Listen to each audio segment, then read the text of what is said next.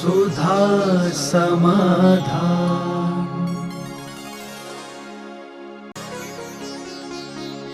नमोस्तु गुरुदेव। तीर्थंकर श्री सुपार्श्वनाथ जी की प्रतिमा के ऊपर फन होने का क्या कारण है? सुपार्श्वनाथ भगवान के ऊपर जो फन है वो उपसर्ग का फन है। एक देव ने सर्प का रूप धारण कर मुनि अवस्था में उपसर्ग किया था। पारसनाथ के ऊपर जो सर्प है वो उपसर्ग निवारण का है। इतना दोनों में अंतर समझना चाहिए। नमोस्तु गुरुदेव। अभिषेक करते समय जो भक्तजन मजाक करते हैं उन भक्तों को कौन सा दोष लगता है? जो बातें करते हैं उनको हमने अभी कहा ना, पॉजिटिव एनर्जी और नकारात्मक एनर्जी। यदि हमें जो कार्य करना चाहिए उस समय वह कार्य नहीं करते हैं तो उस वस्तु का अभाव हो जाए। जैसे मान लो भगवान के मंदिर में आप बोल रहे हैं तो आपको गूंगे नाम का नाम कर्म बंद होगा, क्योंकि आपने उस समय बोला जहाँ नहीं बोलना चाहिए, और जो बोलना चाहिए वो नहीं बोला तो आपका दुस्वर नाम कर्म बंधेगा। एक थोड़ा बहुत चर्चा दुस्वर, क्योंकि आपने मंदिर में अभिषेक के समय, स्वाध्याय के समय संसार की चर्चा की है तो आपको दुस्वर नाम कर्म का बंध होगा। और यदि इसमें ज़्यादा ही और किया है तो स्वर नाम कर्म बंधेगा ही नहीं, गूंगा होता है। गूंगे कौन होते हैं?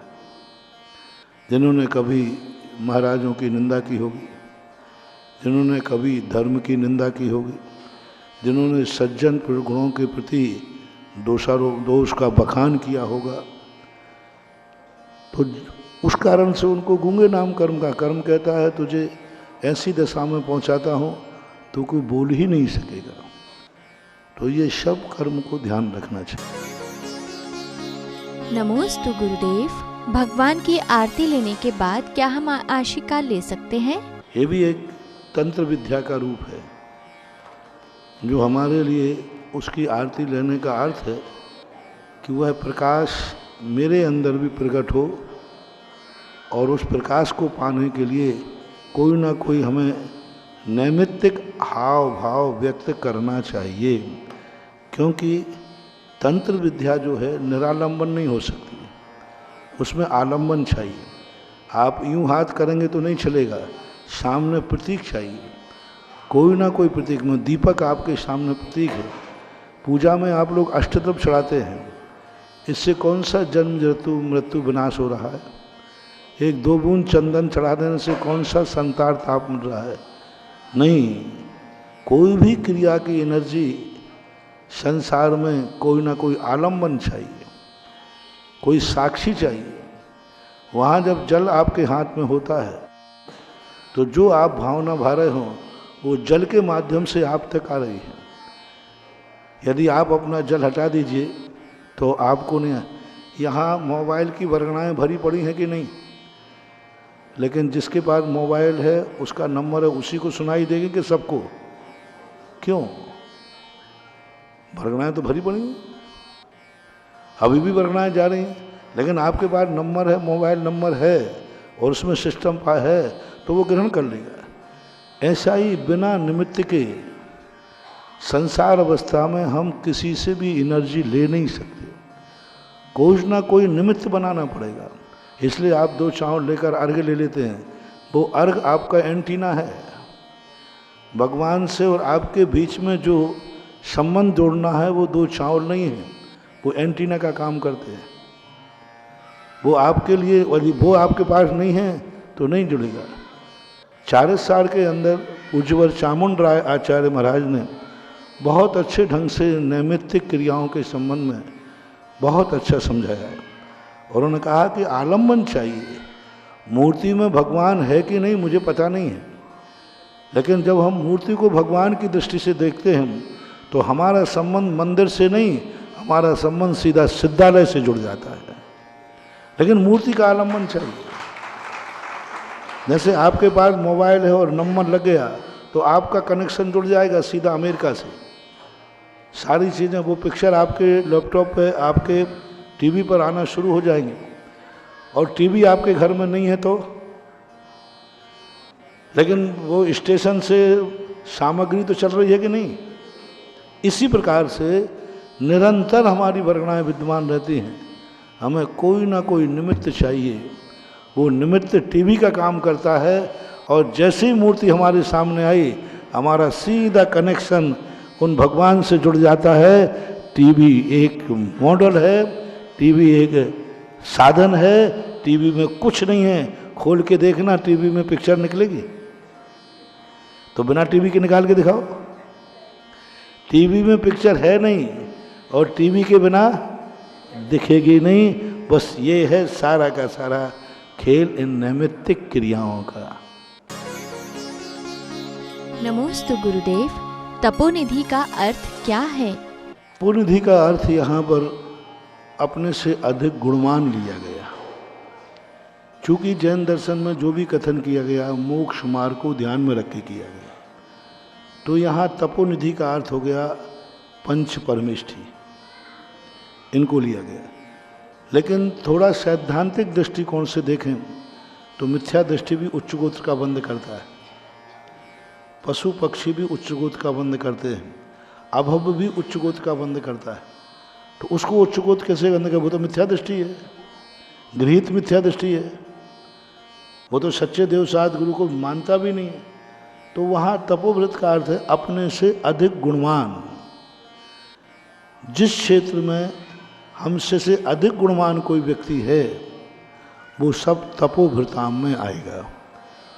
जो मैं चाहता हूँ और मेरे पास नहीं है, वो जिसके पास है उसको प्रणति करना, उसके सामने झुकना, विनय करना, सब उच्च गोत्र के बंधन का कारण बनेगा।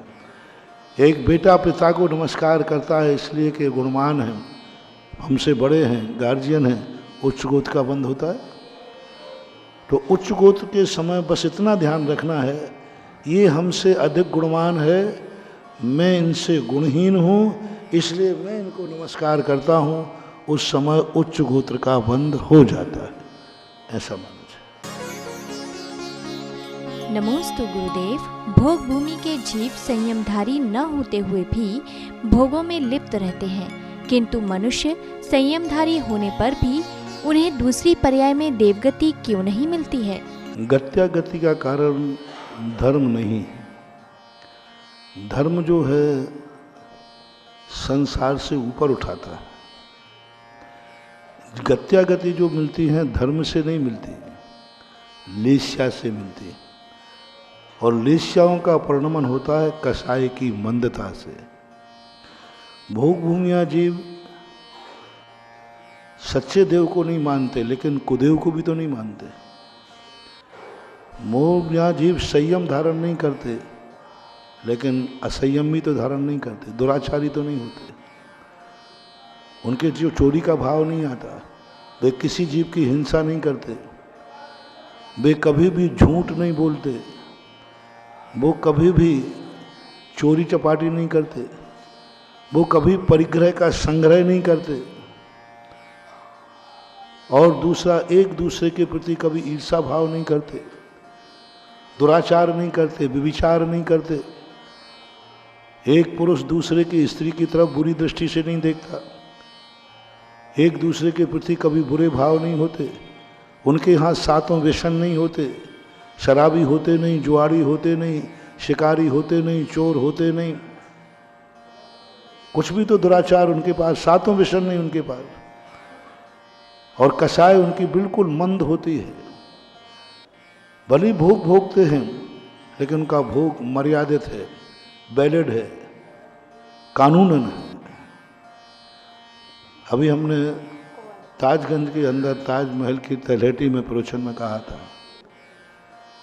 यदि वही राग अनवैलिड है तो निंदनीय है, और वही राग वैलिड हो जाता है तो निंदनीय नहीं होता, निंदा नहीं की जाती, समाज मान्य कर लेती है। एक बच्चा बच्ची कुंवारी अवस्था में राग करते हैं, सब तरफ से निंदा है, समाज से, धर्म से, कानून से। वही दोनों बालक विवाह कर लेते हैं, फिर एक दूसरे से राग करते हैं। ना कानून से निंदा है, ना धर्म से निंदा है, ना समाज से निंदा है। राग वही है, राग में कोई अंतर नहीं। राग में कोई अंतर नहीं है, लेकिन वो राग वैलिड हो गया। इसी प्रकार भोग भूमिया जीव जो रहते हैं उनका जो असंयम हो वैलिड है, अनवैलिड नहीं है। उनके परिणाम कितना बढ़िया वर्णन उनका आया, कितने परिणाम उनके अच्छे होते हैं। बस एक नियोग होने से असंयम देव शायद गुरु की उपलब्धि नहीं है।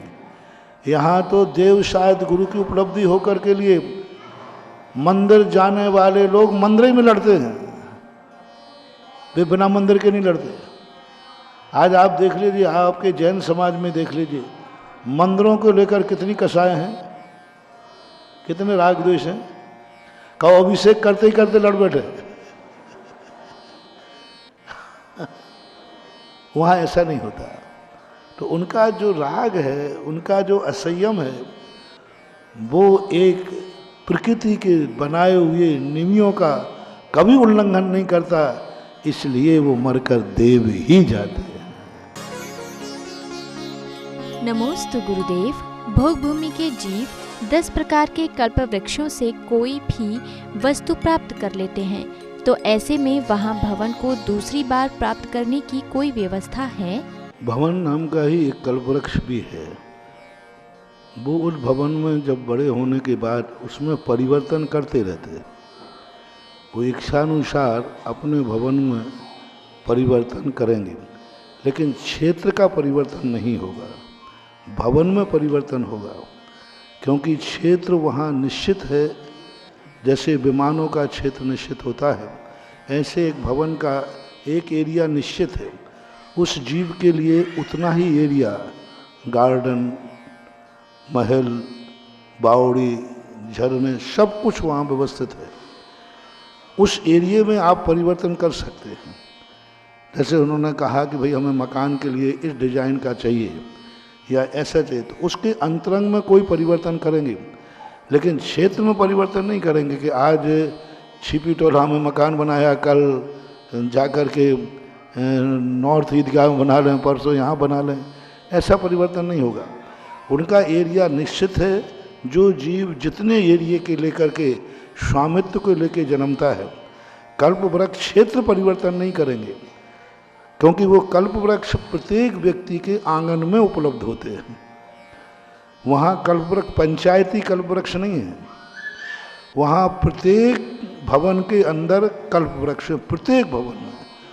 और वे कल्प वृक्ष जीवन भर कभी परिवर्तनशील नहीं होते। वो कल्प वृक्ष दूसरों के काम नहीं आते हैं, वो कल्प वृक्ष उन्हीं के लिए उत्पन्न होते हैं। इसलिए जब कल्प वृक्ष स्थान निश्चित है तो उनका एरिया भी निश्चित है।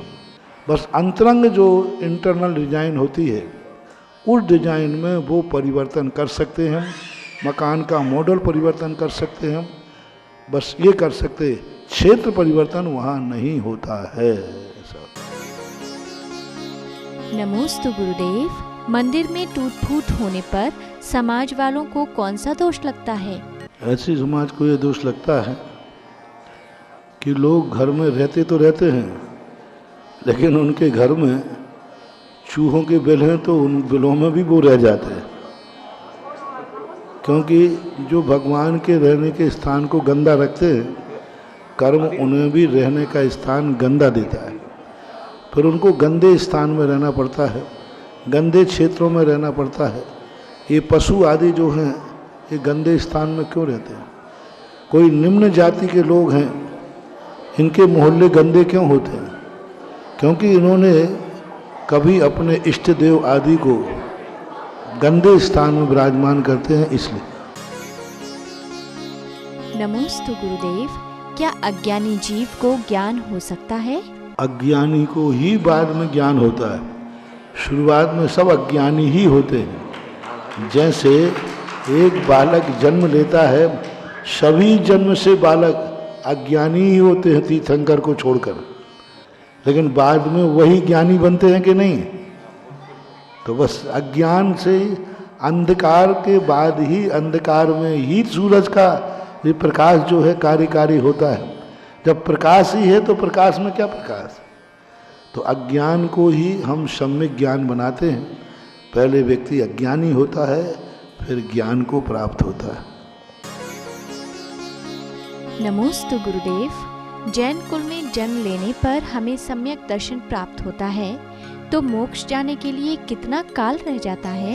सम्यक दर्शन प्राप्त हो सकता है, निषेध तो नहीं कर सकते, क्योंकि आगम सम्यक दर्शन को प्राप्त करने के बाद भी लोग 84 लाख योनियों में भटक जाते हैं।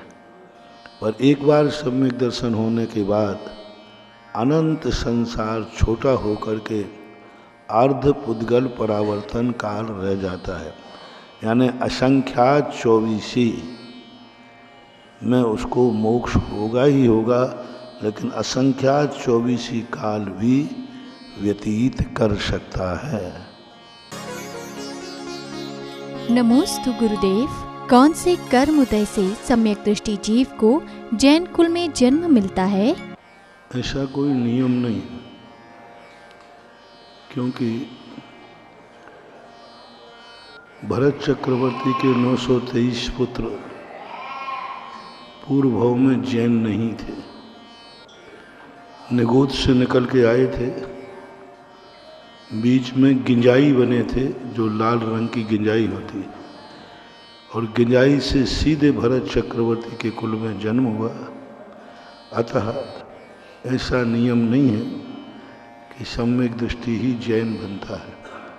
हाँ, जो सम्यक दृष्टि है वह जरूर जैन ही बनता है, लेकिन जो जैन बनते हैं वे सम्यक दृष्टि ही हों, ऐसा कोई नियम नहीं है। ऐसा आगम से कई ऐसे जीव हैं जो पूर्व भाव में भवांतरों तक भी जैन नहीं थे, फिर भी उन्होंने ऐसे भाव किए कि उन्होंने जैन कुल में जन्म लिया। चांडाल आदि जो हैं इनके जीवन का उल्लेख मिलता है। मातंग आदि भवांतरों से भी वो भटकते हुए थे, तो ऐसा नियम नहीं। नमोस्तु गुरुदेव। अरिहंत भगवान को परम शब्द की उपाधि क्यों दी गई है? परम शब्द जो है श्रेष्ठ के अर्थ में आता है। समस्त आत्माओं में जिनकी आत्मा श्रेष्ठ है, सब तरफ से श्रेष्ठ है, शक्ति में, ज्ञान में, वैभव में, सब तरफ से श्रेष्ठ है, इसलिए उनको परम आत्मा बोलते हैं। संस्कृत में परमात्मा बन जाता है संधि कर देने पर। परम धन आत्मा परमात्मा। सुधा समाधान